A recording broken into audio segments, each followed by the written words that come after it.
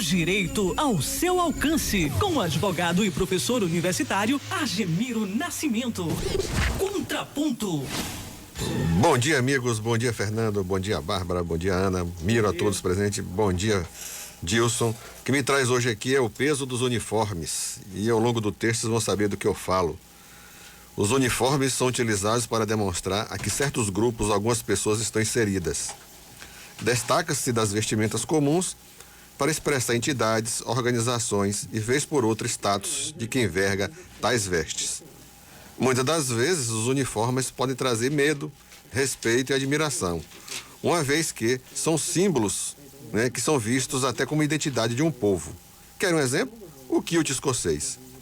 O que vimos nas 2 últimas semanas no Brasil, e de forma bastante emblemática, como 2 uniformes pode ser visto como um sinal de desrespeito em um outro que na sua história tem uma forte identidade com seu povo. Na última quinta-feira, o comandante do Exército comunicou que não irá punir o ex-ministro e general Pazuello por ter participado daquela patuscada motorizada realizada no Rio de Janeiro, a qual esteve no palanque com objetivos pré-eleitorais.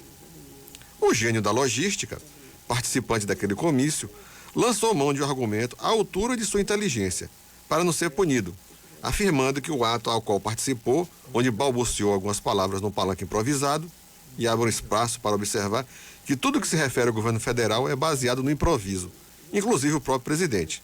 Mas, voltando ao tema central, disse o distinto mestre de todas as operações logísticas que o ato não era político, porque o presidente da República não está afiliado a qualquer partido político. Parece piada, mas foi isso que ele disse. Só acreditei nessa defesa porque li. Vejo, amigos, o estado de indigência intelectual a que chegou esta gente. Baseado neste argumento estupefaciente, o comando do Exército decide que não pode haver punição contra o suprassumo da logística. Lembrando que os regramentos que regulam os militares é bem claro quando proíbem fardados das Forças Armadas de participar de qualquer ato político. A decisão de não punir um oficial da ativa contraria dispositivos bem claros, em especial o decreto de 2002, que proíbe expressamente que militar da ativa participe de qualquer ato político partidário e prevê como transgressão disciplinar. Este regulamento, estatuído por decreto, tem um rol de 113 transgressões passíveis de punições contra militares da ativa. E a de número 57, desses 113, diz o seguinte: manifestar-se publicamente o militar da ativa sem que esteja autorizado a respeito de natureza político-partidária é considerado transgressão, passivo de punição. Não puni-lo significa flertar com baguncismo e quebrar a disciplina numa organização que a sua existência depende justamente disto. É preciso que os militares honrem os seus uniformes. Fechar os olhos à participação de um general em ato político tira a mística do cumprimento das leis e da hierarquia que uma corporação como o Exército passa à população. Por sorte, uma leva de generais se mostraram no mínimo surpresos com a absolvição do expert em logística e ex-ministro da Saúde, quando não condenaram e impuseram a ele uma absolvição. Uma vergonha. Outro fato diz respeito a outro uniforme tão emblemático como o de um militar, e não menos importante. Refiro-me à seleção brasileira. Pois bem, o Brasil, num telefonema, aceitou sediar a Copa América de futebol, quando a Argentina, Colômbia, Chile, Uruguai e Estados Unidos recusaram por razões da pandemia. A presidência da República, sem pestanejar, de logo garantiu as condições de realização, mesmo sendo alvo das mais diversas opiniões em contrário. É a velha máxima, utilizada por políticos autoritários. Não tem pão, damos o circo. Nos tempos atuais, aqui no Brasil, o pão pode ser entendido como vacina. Muitos estados negaram sediar os jogos, sob argumento acertado de que tal evento passaria a falsa ideia de que estamos controlando a pandemia, quando na verdade os números dizem o contrário. Do ponto de vista sanitário, o perigo existe. Teremos uma movimentação atípica nos locais dos jogos, com delegações dos atletas, jornalistas e aparato de segurança circulando livremente no país, sem saber o impacto que isso traria para as populações locais. Mas o Napoleão de Hospício, instalado no Planalto, com nada disso se importa. Vale o seu discurso negacionista.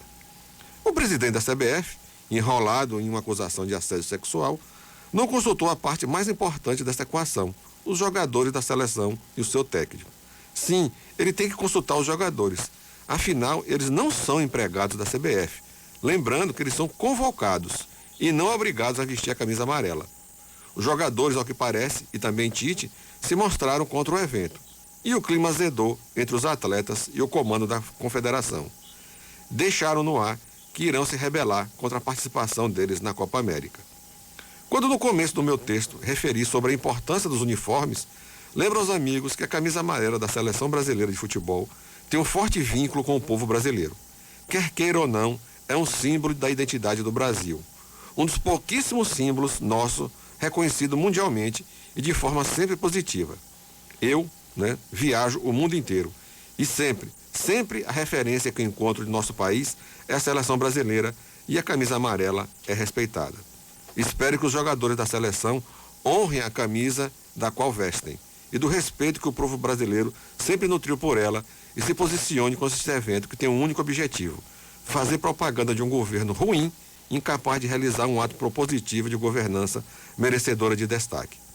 Não sei se eles, os jogadores da seleção brasileira, irão tomar uma atitude a respeito às quase 500 mil mortes por Covid, mas espero sinceramente que honre o peso e a tradição do uniforme que no mundo esportivo é o mais temido, ao passo que outras corporações esqueceram de honrar o uniforme que vestem. Então, amigos, é isso que eu tenho a dizer. E Dilson é testemunha disto. Dilson talvez seja uma das poucas pessoas hoje no Brasil que tenha mais acompanhado a seleção brasileira. Ele rodou o mundo com ela e sabe da importância que ela significa para nós. No mundo todo somos reconhecidos pelo peso daquela camisa amarela. E só lembro o que Parreira dizia: a única objetivo de outras seleções não é ganhar torneios, é ganhar da seleção brasileira. Um bom dia a todos e até a próxima quarta-feira.